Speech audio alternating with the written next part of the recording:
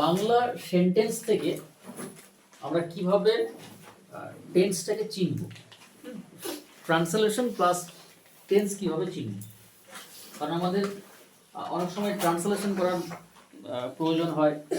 আমরা যখন টেক্সট পড়ি তখন বাংলাটা দরকার হয়, বা ইন ফিউচার বিভিন্ন পরীক্ষায় ট্রান্সলেশন থাকে, শুধু মাধ্যমিক পরীক্ষায় ট্রান্সলেশন থাকে, আরও বিভিন্ন পরীক্ষায় ট্রান্সলেশন থাকে। আসতে গল্প করিস না। দেখ, প্রথম সেন্টেন্সটা কি হচ্ছে, যে আমি ইংরেজি পড়ি। সেকেন্ড কি হচ্ছে, আমি ইংরেজি পড়েছিলাম। আর থার্ড কি হচ্ছে, আমি ইংরেজি পড়ব। আচ্ছা, পড়ি মানে কি? মানে বর্তমানে যেটা প্রেজেন্ট কাজ হচ্ছে আর কি, সেক্ষেত্রে কি হবে, আই রিড ইংলিশ। এটা কি হয়ে গেল? এটা হয়ে গেল আমার প্রেজেন্ট টেন্স। কোন টেন্স? Present tense. আচ্ছা, আমি ইংরেজি পড়েছিলাম, এর ইংরেজি কি হবে? I red English. এখানে মনে রাখবি, এই যে রিড, এই যে ভার্ব, এর তিনটা ফর্ম কিন্তু একই রকম হয়। রিড, রেড, রেড, শুধু উচ্চারণটা পাল্টে যাবে। হ্যাঁ, read, red, red, read, red, red. হ্যাঁ, তাহলে ভাবিস না যে এটা কিরকম হয়ে গেল, এটা কিন্তু পাস্ট টেন্স হবে। আর এটা কি হবে, আমি ইংরেজি পড়বো, আই শ্যাল বা উইল,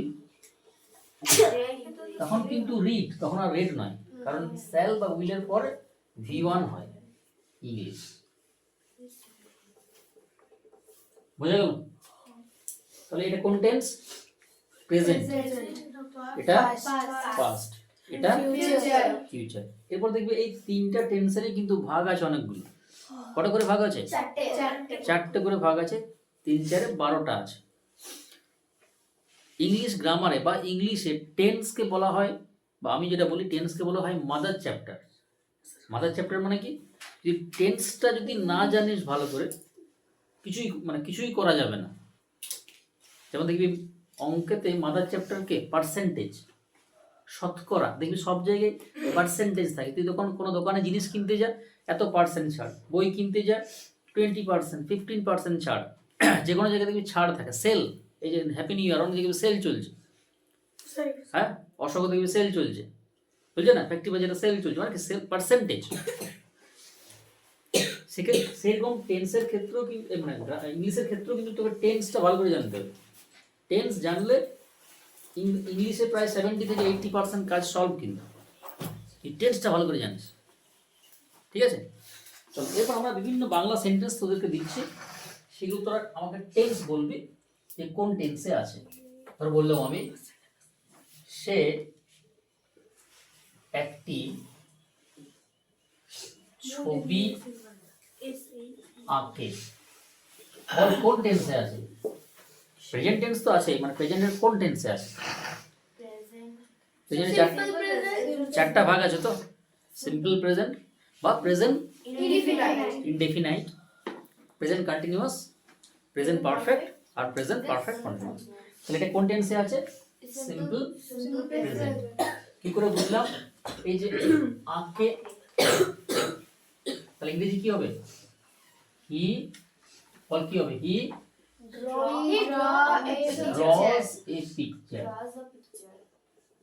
আচ্ছা বলতো কেন ড্রজ হলো? কি হচ্ছে? থার্ড পারসন সিঙ্গুলার, এই জন্য কি হলো? ড্রজ হলো। ঠিক আছে। আচ্ছা, সেকেন্ড সেন্টেন্স, তারা ক্রিকেট খেলছে। দেখ, খেলছে, খেলছে মানে কি, কাজটা চলছে। খেলছে, যাচ্ছে, পড়ছে, গাইছে, তখন কি হবে? They are playing cricket. They are playing cricket. এটা কোন টেন্স? Present continuous. আচ্ছা, থার্ড সেন্টেন্স ধর আমি দিলাম যে আমি ভাত খেয়েছি। এটা হবে বল কোন টেন্স? Present perfect.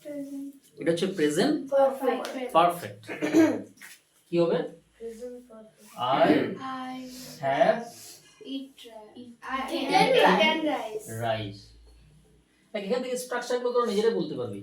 স্ট্রাকচার আমি টেন্সের অনেকগুলো ক্লাস অলরেডি আমি দিয়েছি আর কি, সেখানে বিভিন্ন মানে কনসেপ্ট স্ট্রাকচার আলোচনা করা আছে। আচ্ছা, তার হচ্ছে ধর আমরা বললাম যে আমরা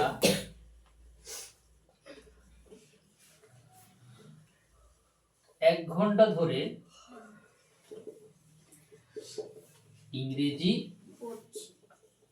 পড়ছি। এটা কোন টেন্স বলতাম? Present perfect continuous. এক ঘন্টা ধরে ইংরেজি পড়ছি, এটা হচ্ছে আমাদের প্রেজেন্ট পারফেক্ট Continuous. কন্টিনিউয়াস। ইংরেজি কি হবে? We we have been have been reading English reading English for an hour.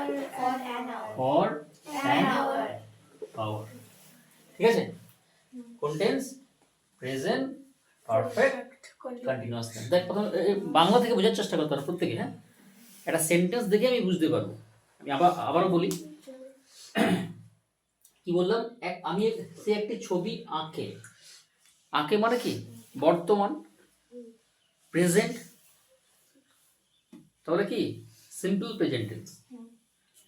আচ্ছা, এখানে যে খেলছে মানে কি? কাজটা চলছে, প্রেজেন্ট কন্টিনিউয়াস। আচ্ছা, আমি ভাত খেয়েছি মানে কি? কাজটা হয়ে গেছে। ঠিক আছে? Present perfect. আচ্ছা, আমি এক ঘন্টা ধরে ইংরেজি পড়ছি। এক ঘন্টা ধরে, 2 ঘন্টা ধরে, সকাল থেকে, গতকাল থেকে, 7 দিন ধরে, 2 বছর ধরে। তখন কোন tense? Present perfect continuous tense.